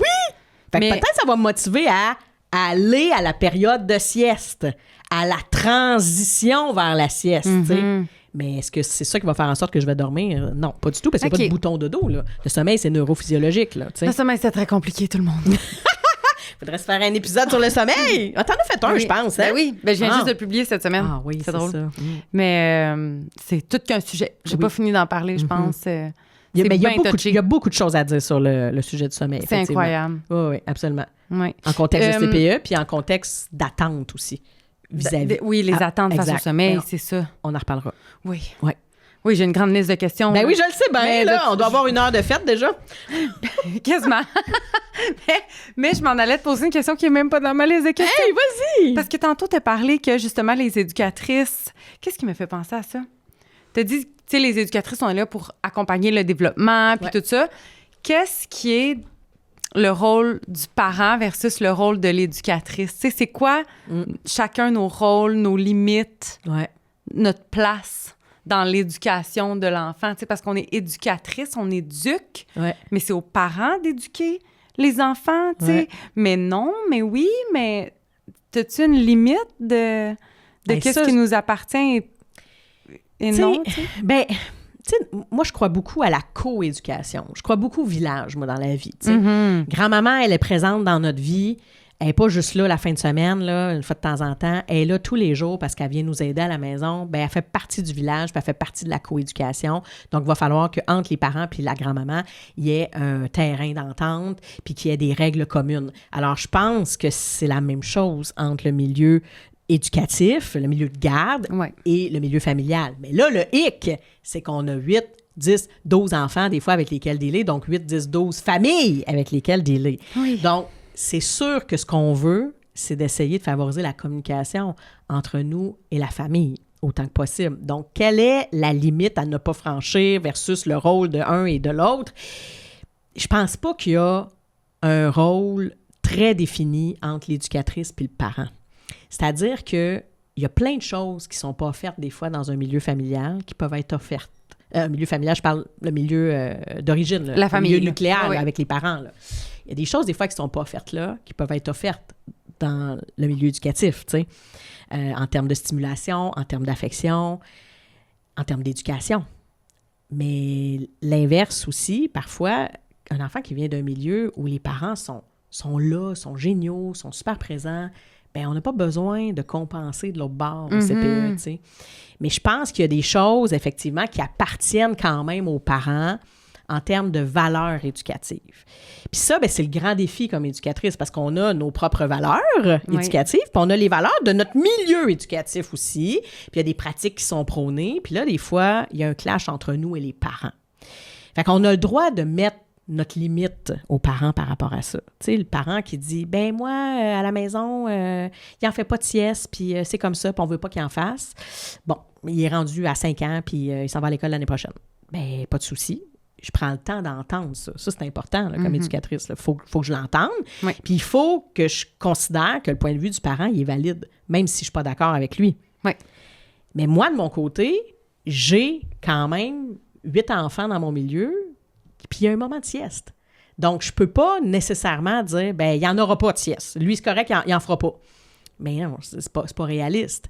Ben bon, est-ce que je peux offrir des accommodements différents, offrir un livre, offrir autre chose, plutôt que de l'obliger à faire la sieste? Bon, c'est un autre dossier. On pourrait en reparler d'un épisode sur les siestes. Mais c'est là que je vais parler avec le parent puis dire, ben voici comment ça se passe dans mon milieu. Puis ça, ben j'ai pas tellement de marge de manœuvre parce que j'en ai 6, j'en ai 8, tu sais. Mais j'entends ce que tu me nommes. Comment on peut faire ensemble pour trouver un accommodement pour que ton enfant soit bien dans ce contexte-là, tu sais, et que toi, tu sois bien aussi. C'est de mettre l'emphase sur la collaboration, en fait. C'est super important. Oui. Parce que c'est vrai qu'on essaie de... Puis je la comprends, la réalité du CPE là-dessus, puis même du milieu familial. On essaie de standardiser pour tous les enfants parce que, mon Dieu, ça va donc bien plus facile. Oui. Mais c'est que tu as plein de petits êtres humains différents qui viennent de milieux différents avec des valeurs différentes. Donc, on ne peut pas faire exactement pareil pour tous. Mais après ça, il y a des protocoles, c'est-à-dire qu'il y a des routines, il y a des rituels, il y a des choses qui rentrent dans ma programmation de la journée desquelles je ne vais pas déroger pour un enfant. Ça fait partie de ma programmation, tu sais. Donc ça, ben, je vais la transmettre aux parents puis je vais lui expliquer. Mais là, maintenant, je vais essayer de voir qu'est-ce que je peux accommoder pour ton enfant, tu sais. Mais puis je pense que c'est juste de démontrer de l'empathie puis de l'écoute. Parce que j'ai l'impression qu'il y a des éducatrices qui vont vraiment dans le sec, dans le direct, dans ben c'est comme ça. Ouais. C'est comme ça que ça marche ici. Ouais. Fait que je sais que vous, tu sais, mettons, ben là, c'est parce que je reviens tout le temps au sujet des siestes, là, parce que justement, c'était ça l'épisode qui a été publié cette semaine. Fait qu'on dirait que j'ai tout ça dans la tête, mais tu sais, c'est parce que vous autres, vous voulez que votre enfant il se couche le soir parce que ça vous tente pas de le voir, là, puis tu sais, vous avez hâte qu'il se couche, là. Mais tu sais, c'est d'aller direct dans le jugement, puis dans le, ben nous autres, c'est de même, il dort au CPE. Mais juste, ça peut être ça, ta règle, puis tes valeurs éducatives, de dire si l'enfant s'endort, c'est parce qu'il a besoin de dormir, ou peu importe c'est quoi les règlements, là, mais de juste dire oui, je comprends. Tu sais, c'est juste que, par exemple, ici, pour telle raison, tu sais, j'ai pas vraiment le choix. C'est comme ça que ça fonctionne. C'est ça la routine, c'est ça le... Mais juste... Ça dépend tout le temps de la façon de l'aborder. Puis j'ai l'impression qu'il y a des éducatrices qui sont moins délicates là-dedans. Ouais. Fait que faut vraiment faire attention à notre façon d'aborder les parents, dans le fond, là. Hey, c'est hyper important. Je te dis, on pourrait faire un épisode complet là-dessus. J'ai une formation de 3 heures aux éducatrices sur la communication entre les parents et le milieu, pour te dire à quel point il y a de la matière. Puis au bout de 3 heures, souvent, il en prendrait 3 heures de plus, tu comprends? Oui. Parce que c'est un sujet très émotif. On est émotif comme éducatrice, comme éducateur, puis le parent est émotif aussi. Oui. Mais tout le monde, au final, a généralement la meilleure intention du monde, puis la meilleure, pas la meilleure, mais la même cible commune, qui est celle d'accompagner l'enfant au quotidien. Tout le monde veut le meilleur pour cet enfant-là, tu sais. Fait qu'il faut s'entendre là-dessus, là. On veut toute la même affaire. Mais est-ce qu'on va tous passer par le même chemin? Probablement pas. Mais il faut être ouvert à l'autre, là. Puis tu peux pas passer une remarque, un jugement, un conseil à un parent qui n'a pas été sollicité. Ça, tu peux pas faire ça. Tu peux pas aller dire aux parents. Je me rappelle, on est dans une formation justement sur le sommeil. L'éducatrice me disait, hey, moi, j'ai refilé un livre sur le sommeil aux parents. Je me disais, ça va les aider. Puis ça n'a pas bien passé. Mais son intention était tellement bonne. Elle se disait, je vais les aider. Je leur ai acheté un livre, je leur ai donné. Tu sais, c'est-tu beau? Mais elle dit, ça n'a pas passé. La mère était fâchée. Je dis, pourquoi tu penses? On a décortiqué ça ensemble. C'est parce que c'est un conseil non sollicité. La mère, elle, en avait pas de problème perçu avec le sommeil. Parce que elle, les réveils nocturnes, ça la dérange pas. Parce qu'elle s'est dit, garde, moi, je l'accompagne là-dedans, puis il n'y a pas de souci. Fait que t'es qui pour venir me dire comment je devrais accompagner le sommeil de mon enfant? C'est un conseil non sollicité. Mais ça se peut que toi, comme éducatrice, parce que tu as une expertise quand même en développement de l'enfant, ça se peut que tu perçoives des choses des fois, puis tu te dis, je suis pas sûre que ça, c'est optimal pour l'enfant. Mais tu peux pas te permettre d'aller passer ce conseil-là tant que tu n'as pas un lien avec les parents. C'est ça. Un lien de confiance. Tout passe par la relation. Puis ce qui est beau, c'est que tu le vois à tous les jours, 5 jours semaine, ce parent-là. Fait que tu as le temps de le créer, ton lien. Là. Tu le vois pas juste une fois par mois. Là. Bien, j'ai l'impression que c'est ça. Des fois, on va juste communiquer quand c'est négatif ou quand on a un conseil à donner puis tout ça, mais il faut tellement mettre du positif comme un enfant. Là, on lui dit 1 million de choses positives. Oui, c'est la méthode sandwich. Là. Oui, c'est ça. Fait que si tu veux dire quelque chose d'un peu désagréable à entendre un parent, parce que des fois, il y a des situations qu'il faut vraiment aborder. Là. Je veux dire, on se questionne, par exemple, on regarde l'enfant, on dit est-ce qu'on pourrait être sur un trouble du spectre de l'autisme? Est-ce qu'il faudrait l'envoyer en dépistage? Est-ce que, tu sais, on se questionne. Là. Je veux dire, vous avez des yeux d'expertes là, dans le milieu. Là. Mais il faut aborder ça avec le parent. Fait qu'il faut faire la méthode sandwich. Là. Fait que d'abord, avant de faire le sandwich, il faut que tu aies un lien. Si tu n'as pas de lien, tu n'y as jamais vraiment parlé, tu sais pas ce qu'il fait dans la vie, le parent, ben moi, je pense que tu n'es pas assez proche de lui pour lui parler de ça. Oui. Ça va mal passer, probablement. Il n'y a pas un parent qui aime ça se faire dire, il faudrait t'envoyer ton enfant se faire dépister. Il va dire, t'es qui, toi? T'es qui pour me dire ça? T'en as-tu des enfants, toi? Hein? C'est là que tu reçois des commentaires plates de même. T'en as-tu des enfants? Fait combien de temps tu fais ça, toi, comme éducatrice? Puis ça donne que tu as 21 ans, puis ça fait pas longtemps. Ça se pourrait que ça passe encore moins bien. Fait que tu peux pas faire ça. Fait qu'il faut d'abord que tu crées ton lien. Oui. Alors, prends le temps de t'informer comment il va, le parent, comment ça s'est passé sa journée, comment ça s'est passé son matin à la maison. Sois sensible pour lui, sensible à lui, disponible pour lui, puis sensible. Bien, tellement. Il arrive le matin, il est pressé, puis ça a l'air de rusher. C'est un gros matin, hein? Oui, pas facile. Puis là, de temps en temps, il y a des larmes qui coulent sur le bord de la porte. Hein? Tu l'as sûrement vécu. Oui. Des petites larmes, c'est comme, oui, c'est vraiment pas facile ces temps-ci.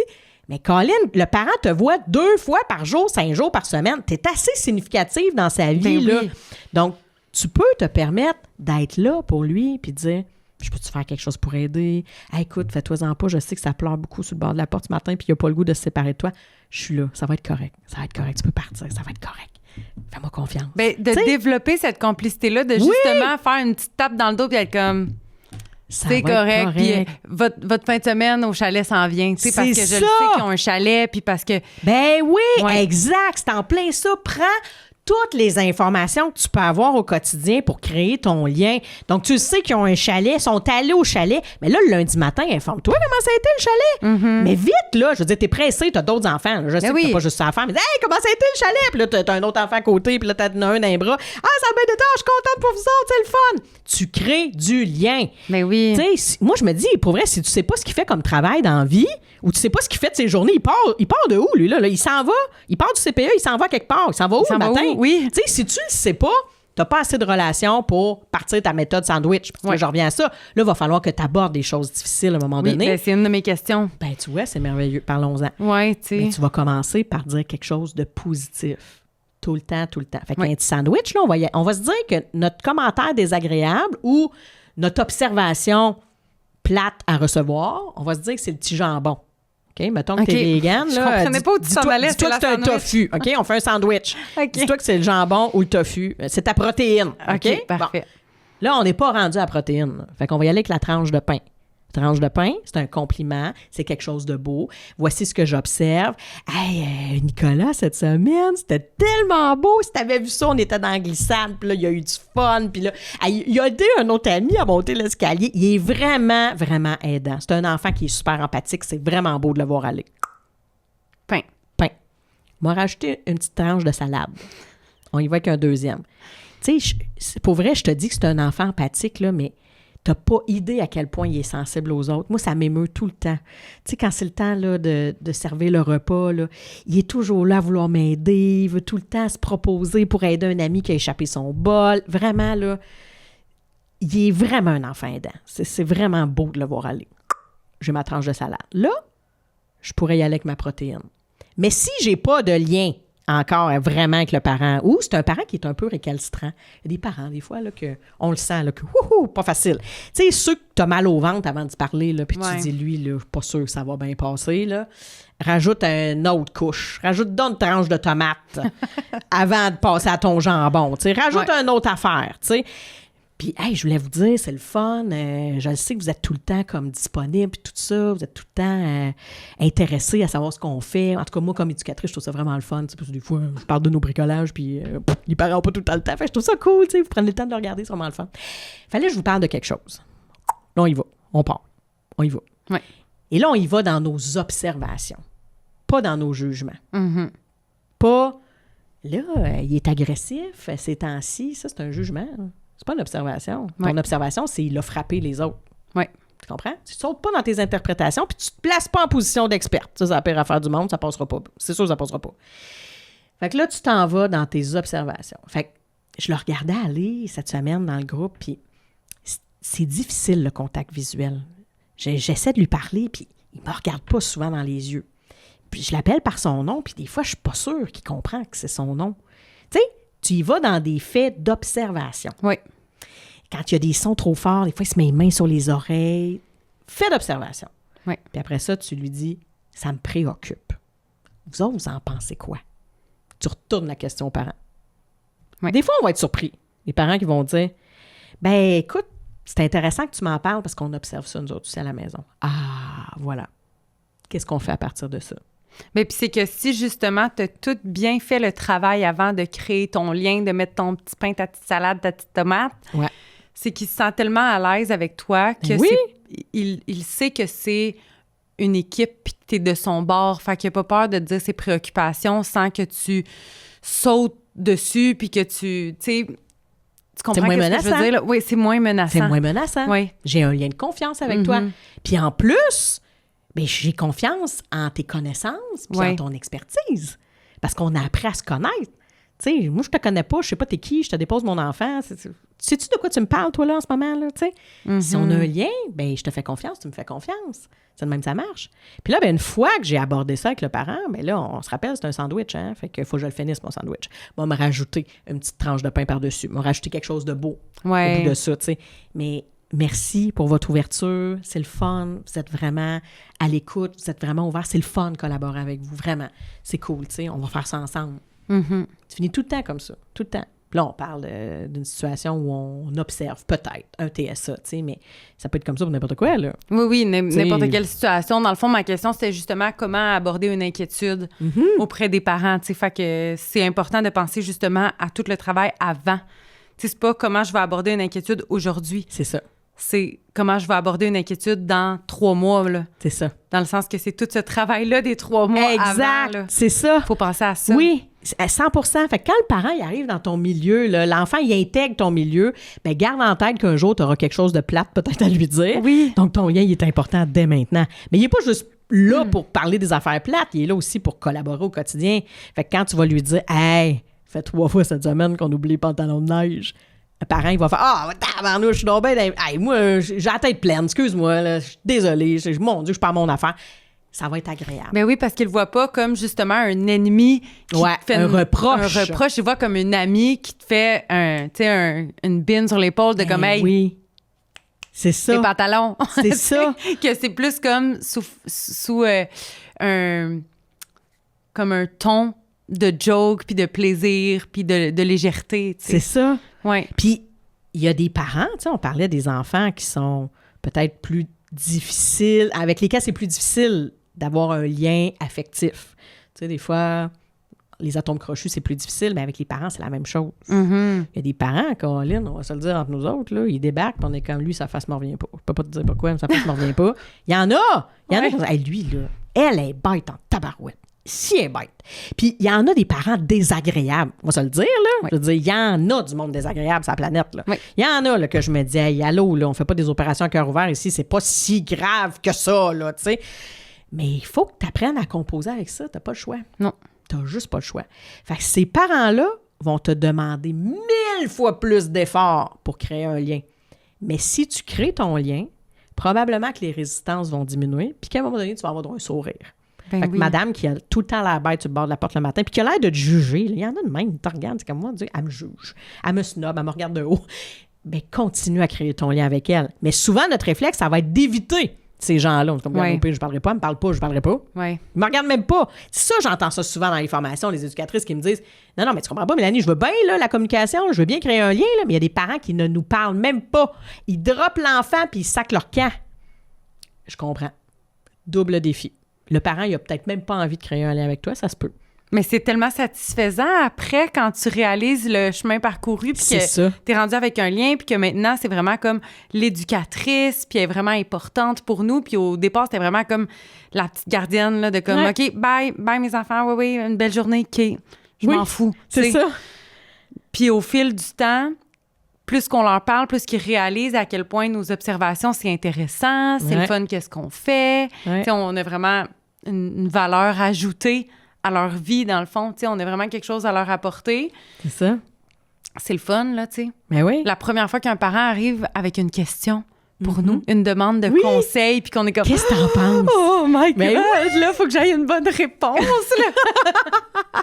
Puis en même temps, tu sais, on vise pas être parfaite non plus. Là, Mais ça, il y a bien des éducatrices que ça les stresse, un parent qui leur ouais, demande un hein. conseil, tu sais. Ouais, je comprends. Ouais. Mais Ben, là aussi, je pense, on part encore du fait qu'on veut miser sur le lien de confiance. Là. mhm. La meilleure chose que tu peux faire, si tu le sais pas, c'est de le dire. Ben oui. Parce Puis que- de revenir, tu sais, hey, je vais regarder ça, Ben oui. je te reviens. Je veux pas te dire n'importe quoi, Ouais. je vais m'informer auprès de mes collègues, tu sais. Mhm. Parce que, sérieusement, dans mon bureau, là, je peux le dire qu'en clinique, on en ramasse en titi des conseils de marde, là. On en ramasse beaucoup. Que je suis comme, mais pourquoi? Qu'est-ce que tu veux dire? Pourquoi qu'on est allé là, tu sais? Ben... Non, mais on en ramasse des mauvais conseils. Ben, tu veux... des parents qui arrivent en panique dans notre bureau Ouais. en nous disant, l'éducatrice m'a dit qu'il y avait un TSA. Je suis OK. comme, wow. Là, premièrement, t'as pas le droit de poser un diagnostic de même. Ouais, là, c'est tu sais. ça. Fait que des fois, il y a des conseils non sollicités, il y a des remarques, il y a des observations qui partent d'une bonne intention, mais qui ne relèvent pas de l'expertise aussi de l'éducatrice, tu sais. Fait que si tu penses quelque chose, ben faut que tu nommes que toi, tu penses ça, que c'est pas la vérité. Mhm. Puis si tu sais pas quelque chose, avance-toi pas non plus. Ouais. Tu sais, les parents, des fois, ils arrivent, on dit, ben là, on a essayé telle affaire, puis là, l'éducatrice nous avait dit de faire ça, puis je suis comme, ah, moi, OK, ben jamais je vais aller dire c'était pas un bon conseil, mais tu sais, on va essayer de le récupérer par la bande. On dit, attends un petit peu, là présentement, on observe ton enfant, ça fait un moment qu'on le suit, on n'est pas dans un retard de langage, tu sais, on va l'observer autre chose, tu sais, mais c'est ça. Fait que je pense qu'il faut faire attention à ce Mais qu'on j'ai dit. l'impression que, tu sais, autant qu'il faut être confiante dans nos interventions puis dans nos trucs, autant qu'il faut jamais être trop confiante. J'ai l'impression que certaines personnes sont trop confiantes en leur méthode, puis ça fait qu'il y a plus de nuances. Ouais. Il n'y a plus de « on va essayer ça Tu sais, c'est ça la bonne solution, c'est ça la bonne intervention, c'est ça que tu devrais faire. Ouais, c'est ça. Tu sais, c'est ou, ça. ben, je pense que tu pourrais peut-être essayer ça. Là, c'est, tu sais, peut-être que le parent n'arriverait pas dans ton bureau en disant « l'éducatrice, elle m'a dit qu'il fallait faire ça. C'est comme « ah, l'éducatrice, elle m'a dit d'essayer ça. Là, tu vois plus de nuances. Tu sais. Oui. Puis, j'aime beaucoup retourner la question aux parents. Fait que c'est là que tu te mettras pas le pied dans la bouche. Vous feriez quoi dans cette situation-là? Qu'est-ce que vous avez essayé? Supposons qu'on parle des comportements d'agressivité. Okay? Là, on le voit, là, c'est difficile, il mord beaucoup, il pousse, il tape, il tire les cheveux. Puis là, c'est vraiment récurrent. Puis là, il y a d'autres parents qui sont fâchés parce que leur enfant est arrivé avec des traces de dents sur le bras. Puis ils disent, bon, fait que toi, tu as à dealer avec ça comme éducatrice, c'est pas agréable. Là, là, vous t'en parlez aux parents, mais plutôt que de lui dire, là, essaye ça, fais ça, non, ça peut être vraiment confrontant. Puis ça se peut que tu donnes un mauvais conseil aussi. Fait que retourne la question aux parents. Observez-vous ça, vous autres? Qu'est-ce que vous observez à la maison? Tu sais, je reviens avec mes faits d'observation. Il a tiré les cheveux aujourd'hui, il a mordu une telle, ça s'est passé dans tel contexte. Observez-vous ça, vous autres? Bon. Qu'est-ce que vous faites, vous autres, dans cette situation-là? Qu'est-ce que vous avez essayé qui fonctionne? Bien, moi, je peux vous parler de ce que j'ai fait avec d'autres enfants qui a fonctionné. Oui. Fait que je suis pas en train de te dire, voici la méthode, parce qu'il y en a pas juste une méthode. C'est ça. Je veux dire, même nous, là, en cabinet, là, il n'y en a pas juste une méthode, là. Mm-hmm. C'est bourré de nuances, là, tu sais, je veux dire, je vais dans un podcast, je donne des conseils, puis souvent, je dis, hey, on peut faire 4 heures sur ta question, parce que ça demande une évaluation de la situation. C'est pas vrai que c'est une situation, un conseil, action, réaction, tout est réglé. Il y a souvent plein de nuances. Fait que c'est là qu'il faut communiquer avec le parent puis discuter avec lui. Mais quand le parent te dit « je le sais pas quoi faire », toi, tu ferais quoi? Toi, tu connais ça, là, ça fait 20 ans là, que tu accompagnes les enfants, toi, tu ferais quoi? Oh, mais là, c'est différent. Oui. Là, le parent, il le veut, ton conseil. C'est ça, il est sollicité, là. Exactement. Oui. Mais il y a plein de choses que tu sais comme éducatrice, fait que c'est correct. Tu peux le partager. Mais si tu n'es pas sûr de ta réponse, avance-toi pas. Dis-le aux parents. Si tu ne perds pas ta crédibilité en disant aux parents « Hey, je suis pas sûre. » Ou « J'ai une petite idée, là, j'ai le goût de te proposer quelque chose, mais je voudrais pas me tromper. Je vais m'informer, je vais regarder mes affaires, puis je te reviens avec ça demain. » Je t'en reparle. Ben, puis ça crée encore plus le lien de confiance avec le parent versus tu lui as donné une solution toute préconçue. Ouais. Parce que tu voulais avoir l'air sûr de toi, mais finalement, la solution ne fonctionne pas. Puis le parent est comme moi, non, ça marche pas. Puis là, j'y poserai peut-être plus mes questions, tu sais, vu que ça marche pas, ces stratégies. Bien, c'est ça. C'est ça. Oui, puis moi, j'ai beaucoup plus confiance en quelqu'un qui va me dire « Hey, je suis pas sûre, je vérifie », que quelqu'un qui spontanément a réponse à tout. Ouais. Tout le temps. Ça se peut là, que tu maîtrises bien ton sujet, là. C'est possible, tu sais. Mais t'as le droit de dire que tu le sais pas. Ça t'enlève aucune crédibilité. Aucune. Puis de ne pas t'avancer sur des sujets qui ne font pas partie de ton expertise. Parce que des fois, on déborde un peu. Comme prendre un peu un diagnostic. Ben oui, c'est ça. Les diagnostics, des sevrages d'allaitement. Tu sais, quand je disais qu'on ramasse beaucoup de choses en clinique, là, c'est ça. Tu sais, des fois, oui, on a décidé en consultation avec le client de maintenir le cododo parce que là, présentement, c'est ultra difficile, parce que grand-maman est décédée, parce qu'ils ont fait euthanasier le chien, parce que les parents se sont séparés. Puis là, actuellement, oui, il est insécurisé, cet enfant-là. Puis on a décidé de le maintenir, le cododo, puis c'est la bonne chose parce qu'on a fait, nous, une évaluation de la situation, puis on s'est dit c'est la bonne chose à faire présentement, mais que là, au CPE, on dit, là, vous m'arrêtez ça, le cododo, là, parce que là, à cause de ça, il fait pas sa sieste ici, puis c'est l'enfer, puis tatata, puis tatata. Wow! Minute, là. Là, on est dans un conseil non sollicité, puis on met en doute le parent aussi, qui, lui, pensait qu'il faisait la bonne affaire. Mm-hmm. Fait que ça aussi, c'est dangereux d'ébranler la confiance parentale. Ouais. C'est pour ça que t'es mieux de retourner la question. Vous autres, vous faites quoi avec ça? Ben nous, on a décidé de poursuivre le cododo à la maison. OK, c'est intéressant. Pourquoi? Qu'est-ce qui vous enligne vers ça? Ben pour telle raison. Ah, OK, bon, c'est bien, j'entends, tu sais. Mais là, toi, tu vas retourner ta réponse après, là. Mm-hmm. Parce que tu dis, tabarnouche, mon conseil n'était peut-être pas adapté pour eux. Ouais. Alors qu'ils pourraient l'être dans une autre situation, tu sais. Retourne la question aux parents. Vraiment ta job, c'est pas de faire intéressant. une évaluation psychoéducative, là. C'est pas ça ta job, c'est correct. Non, ben Pose notre des job, questions. c'est plus justement au niveau des observations. C'est ça. C'est ça notre job Ouais. principal parce que notre job, c'est juste de prendre des observations, récolter les observations des parents en leur demandant « Vous, qu'est-ce que vous en pensez? » C'est ça. Puis on récolte tout ça. Puis si éventuellement, avec le lien qu'on a fait avec les parents, avec les questionnements qu'on a eus, toutes les observations qu'on a mis en commun, le parent dit « Ouais, on pourrait peut-être aller, tu sais, qu'est-ce que tu me conseillerais? J'appelle où? Tu sais, peut-être qu'on pourrait aller se faire un dépistage, justement. C'est C'est ça. comme ça qu'on appelle ça, un dépistage? Oui, un dépistage, Ok. absolument. Je trouve que ça fait vraiment dépistage ITS. Je Je trouve que c'est un drôle de mot à utiliser. Ça viendra un jour. Mais oui, dépistage du développement global. Mais OK, je savais pas que si c'était vraiment ça le bon mot. Mais ça peut être évaluation aussi, là, selon ce qu'on cherche à savoir. C'est ça que je m'en allais dire, oui. le mot évaluation. Ouais. On va utiliser évaluation. Référer une aide professionnelle. On va y aller et comme voilà. ça.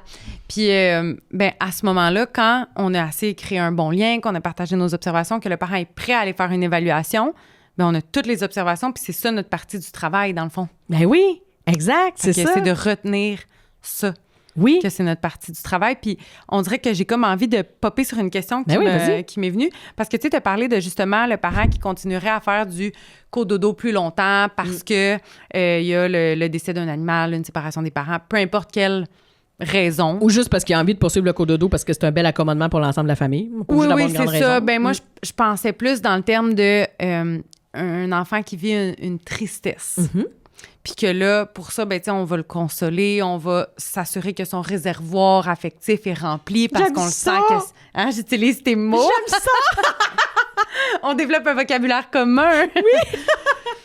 Mais je m'étais déjà fait dire, parce que... Puis tu sais, c'était pas une grosse situation, là. C'est vraiment un enfant qui vivait une peine sur le moment. Puis là, je consolais cet enfant-là. Puis je m'étais fait dire, tu sais, que j'entretenais peut-être un peu trop sa tristesse. Puis ça, j'aimerais ça avoir ton input là-dessus de est-ce que c'est possible que justement des fois on garde l'enfant dans sa grande émotion parce qu'on est trop avec lui dans son émotion, on veut trop l'accompagner. C'est-tu possible? Tu penses? Donc là, si je comprends bien, c'est parce que tu faisais des câlins à cet enfant-là? Oui. Je consolais cet enfant-là qui était assis sur moi parce que c'était la journée, je vais te le dire, là, c'était la journée des grands-parents. Oui. Les grands-parents sont venus faire une activité. Ah, ça y est, je vais pleurer. Lui, il n'y avait pas de grands-parents. Oui, il y avait des grands-parents. OK. La majorité des grands-parents sont repartis avec leurs petits-enfants pour le reste de la journée. Mais il y en avait que non, parce qu'il y a des grands-parents qui travaillent encore puis qui retournaient travailler. Oui. Puis il y a certains enfants qui n'ont pas de problème. Bye, grand-papa, bye, grand-maman. Oui. Mais cet enfant-là était dévasté de voir ses grands-parents quitter. Ouais. Fait que là, l'enfant est assis sur moi, j'y flatte les cheveux, c'est correct. Puis là, elle pleure, puis elle pleure, puis elle pleure. Puis, c'est ça, il y a quelqu'un qui me dit, tu sais, là, peut-être t'entretiens sa tristesse. Là. À un moment donné, il faut que tu l'aides à passer à autre chose. Puis comme moi, ben c'est vrai, dans le fond, il faut que je l'accueille, mais après, on essaye à passer à autre chose en même temps. Mais est-ce que c'est possible d'entretenir, tu sais, que certains parents ou certaines éducatrices gardent l'enfant dans cet état-là d'émotion? Et moi, j'adore ta question, parce qu'il y a tellement d'affaires que j'ai le goût de te dire là-dessus. On est parti pour un autre 2 heures, tout le monde. Mais d'abord, pourquoi il faudrait absolument que l'enfant passe à autre chose? Parce que, je comprends qu'il peut pas être triste pour tout le reste de sa vie. C'est sûr qu'un jour, il faut qu'il passe à autre chose. Mais ça va arriver. Oui. Mais là, actuellement, il vit un grand malheur. Ses grands-parents sont partis. Oui. Puis c'est une grande émotion, puis c'est vraiment envahissant. Oui. Donc, il a besoin de pleurer, cet enfant-là. Puis il a besoin de pleurer à satiété. Pleurer jusqu'à ce qu'il n'y ait plus rien à pleurer. Mm-hmm. Fait que toi, c'est ça que tu as fait. Comme une peine d'amour, là. Ben oui. Faut que tu la pleures, ta peine d'amour. Ben oui, peu importe c'est quoi la situation. Puis on est dans une société où ça va vite, métro, boulot, dodo, là. Fait que, tu sais, moi, je suis une grande broyarde. Moi, je pleure tout le temps. Je suis une hypersensible. Moi, je mets le bouchon dessus beaucoup trop souvent dans ma vie parce que j'ai pas le temps, là. Je veux dire, je me mets à pleurer avant de rentrer à la TV, ça marche pas. Là. Je me gère, mets un bouchon, on repart. Mais quand tu mets le bouchon tout le temps, là, ce que ça fait, c'est que tu ne te vides pas de cette émotion-là. Elle reste là. Ça reste tout le temps un petit peu, là. Ça reste tout le temps un petit peu. Fait que quand tu accumules toutes ces émotions-là, à un moment donné, ça saute. Ça saute comment? De plein de façons. Des fois, par des comportements désagréables, par de la recherche d'attention, de proximité, de connexion. Ça peut sortir de plein de façons. Puis on est comme ça, l'être humain en général. Là. On parle de l'enfant, mais l'adulte aussi, c'est comme ça. Fait que si j'ai pas la possibilité de vivre mon émotion, à un moment donné, il va falloir qu'elle sorte, cette émotion-là. Fait qu'elle peut sortir de façon adéquate ou de façon inadéquate. Mm-hmm. Hein? Des adultes qui font des coups de poing dans les murs.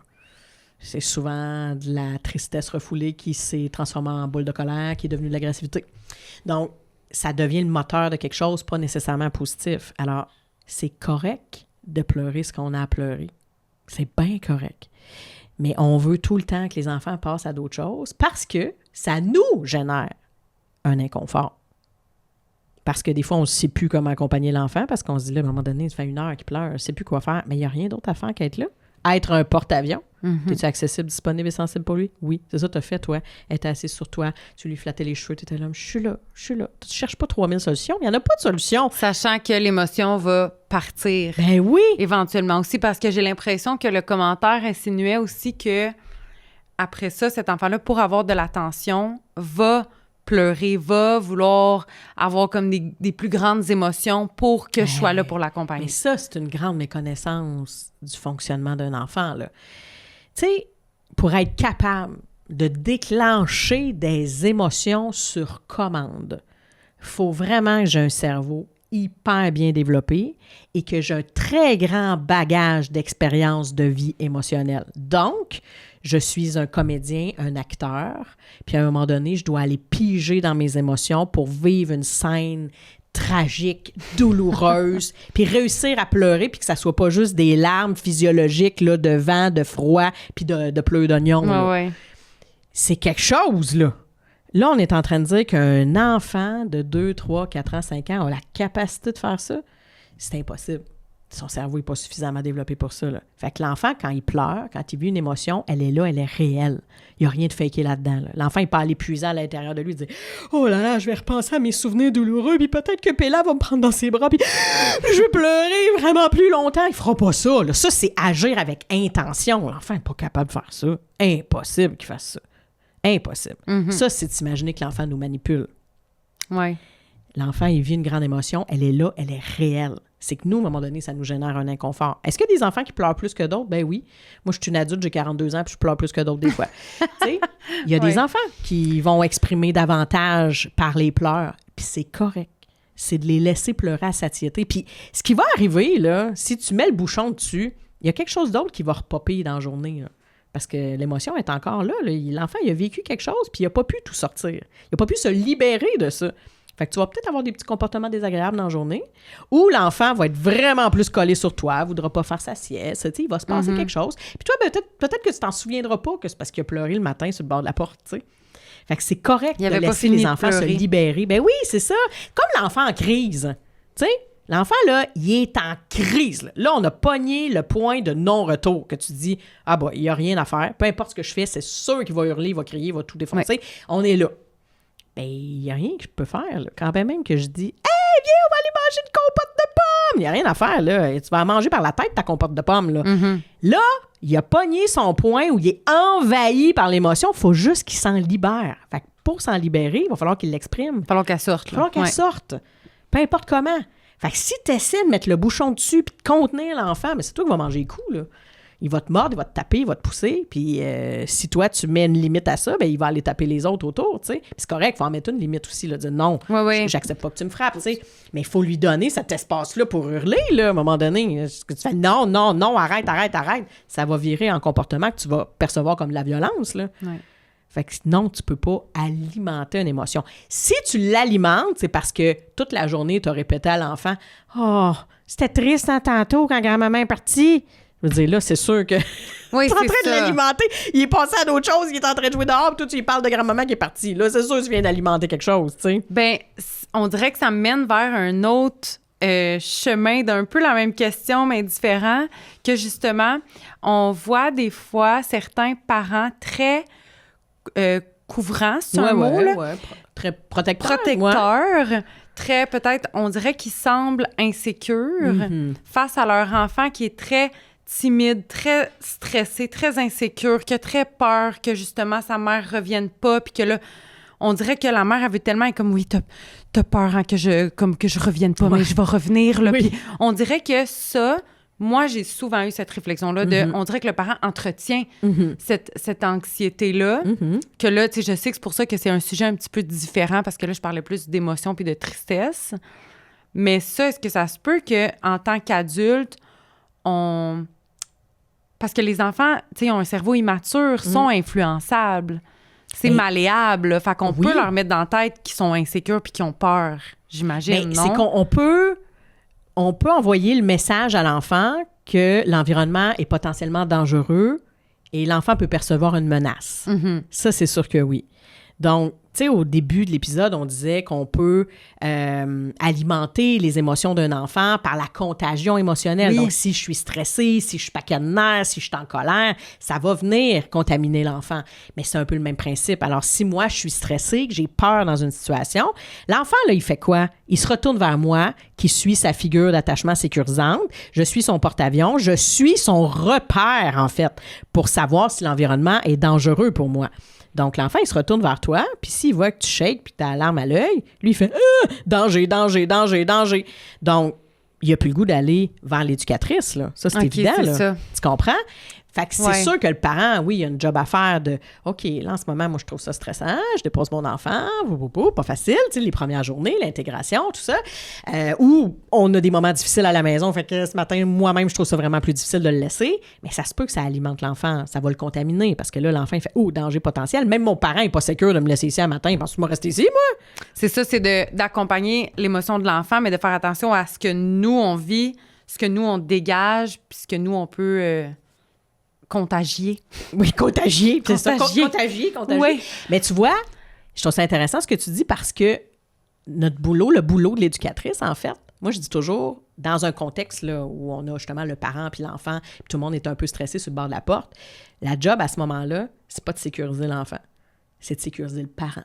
Oui. Parce que si tu sécurises le parent, l'enfant va être sécurisé.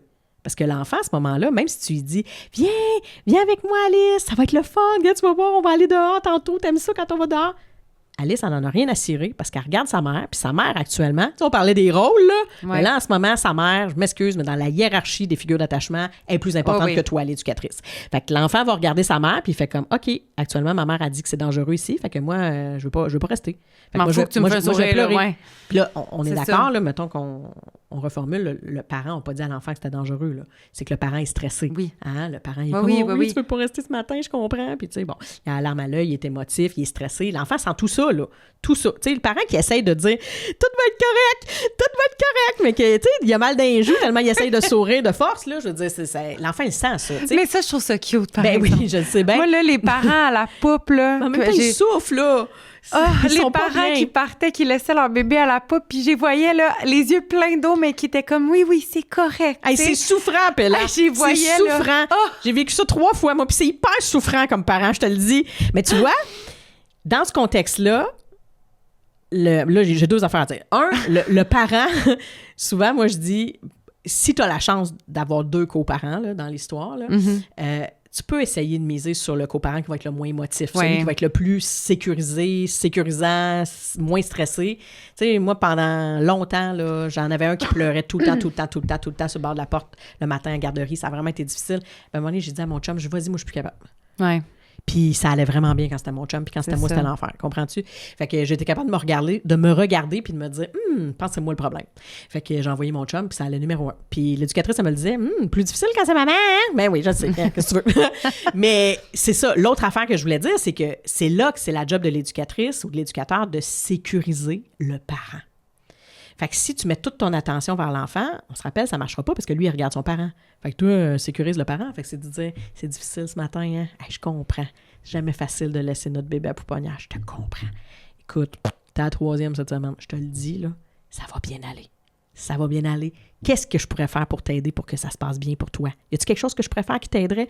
Ben, si tu peux m'envoyer un petit texto vers 10h, j'aimerais ça. Hey, ça va me faire plaisir. Ça va me faire plaisir. T'aimerais-tu que je t'envoie des photos? Pendant la sieste, hey, j'aimerais ça. Oh, OK, parfait, je vais faire ça. Oh, OK, parfait, merci, Pella, ça va aller mieux. Ça va être correct, Bon, ça va, mon cœur. Tu vas être bien ici. Regarde comment elle est fine, Pella. Mais là, le parent, il ressent pour vrai. Là. De miser sur le parent. Puis l'enfant nous voit toujours parler avec le parent. Il voit son parent nous parler à nous. Là. Exact. Fait qu'il est en train de dire, tu vois, mon parent, il s'apaise. Il se dit pas ça dans sa tête, mais il le ressent. Ouais. Mon parent s'apaise quand Pella lui parle. Donc, OK, je pense que je vais lui faire confiance à elle. Peut-être qu'elle est gentille. J'adore t'écouter parler. Hey, c'est tellement intéressant, hein? C'est tellement intéressant. Tout ce qui sort de ta bouche. Tout ce qui sort de ma bouche. J'adore. Non, mais c'est vrai, là. Puis ça fait 1 heure qu'on parle. Déjà? Ben oui. Ah, misère. c'est triste, là. J'ai un million d'autres questions, mais là, c'est ça, on s'en parlait tantôt. Peut-être que tu pourrais rester. Ça me ferait vraiment plaisir. Je serais tellement contente. Ça me ferait vraiment plaisir. Parce que j'ai d'autres questions, puis ouais, c'est ça, on continue. Oui. Mais je pense qu'il faudrait... parce que j'ai jamais fait ça, un épisode de 2 heures, là. C'est peut-être exagéré. C'est long, 2 heures. Fait qu'on pourrait comme couper. On coupe, on fait une conclusion, puis on enchaîne un autre. On enchaîne. Mais les autres, il va falloir qu'ils attendent une semaine pour entendre le reste, parce que j'ai encore des questions là, sur les chichis des 4-5 ans. Oui. Genre, t'es pas mon ami, blablabla. Les gens qui voulaient qu'on parle d'opposition, de stratégie pour aider les enfants qui vivent leurs émotions fortes, les difficultés avec les transitions. Tu vois, les pièges à éviter quand on aborde une inquiétude. Ça, on en a pas mal parlé, là, de comment aborder une inquiétude. Mais j'ai comme plein d'autres questions. Mais oui, mais tu vois, je pense que là, on vient de faire un bel épisode sur le relationnel, sur l'importance de la relation avec l'enfant, mais la relation avec le parent aussi, le travail d'équipe, la collaboration, être dans une posture relationnelle. Mm-hmm. Puis je pense que dans un prochain épisode, là, on pourrait être plus dans les interventions parce qu'il va falloir parler de stratégie un peu, c'est ça, je comprends? Oui! Oui, OK, bon, ben c'est parfait, fait que on fait ça? On fait ça! OK, bon, ben bye tout le monde! On dirait que ça me fait drôle. Comment on finit ça? Ben... OK, bye, à la semaine prochaine. À la semaine prochaine, tout le monde! C'est tout.